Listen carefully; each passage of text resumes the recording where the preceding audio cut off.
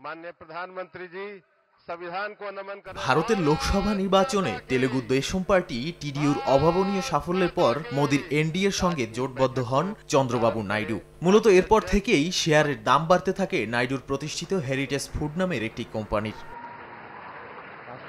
নির্বাচনের পর গত 5 দিনে কোম্পানিটির শেয়ারের দাম বেড়েছে 55%। এই কোম্পানির গুরুত্বপূর্ণ দায়িত্বে আছেন চন্দ্রবাবুর স্ত্রী নারা ভুবনেশ্বরী। বর্তমানে তার মোট সম্পদের পরিমাণ দাঁড়িয়েছে 579 কোটি রুপিতে।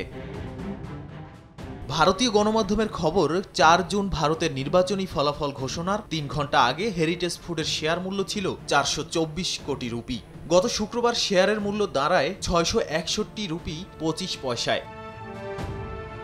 দুগ্ধজাত পণ্য এবং নবায়নযোগ্য জ্বালানি শক্তি এই দুটি বিভাগে চন্দ্রবাবুর পারিবারিক ব্যবসা বিস্তৃত। বম্বে স্টক এক্সচেঞ্জের তথ্য অনুযায়ী নারা ভুবনেশ্বরী হেরিটেজ ফুডস কোম্পানির সবচেয়ে বেশি শেয়ারের মালিক। বর্তমানে তার মালিকানায় আছে এই কোম্পানির 2,26,11,525টি শেয়ার।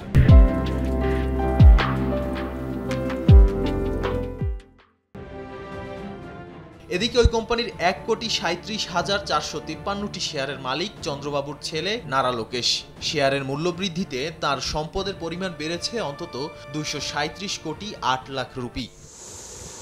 বর্তমানে হেরিটেজ ফুডের মিল এবং দুগ্ধজাত পণ্য অন্ধ্রপ্রদেশ ছাড়াও তেলেঙ্গানা, কর্ণাটক, কেরালা, তামিলনাড়ু, মহারাষ্ট্র, ওড়িশা, দিল্লি, হরিয়ানা, রাজস্থান, উত্তরাখণ্ড ও উত্তরপ্রদেশের বাজারে পাওয়া যায়।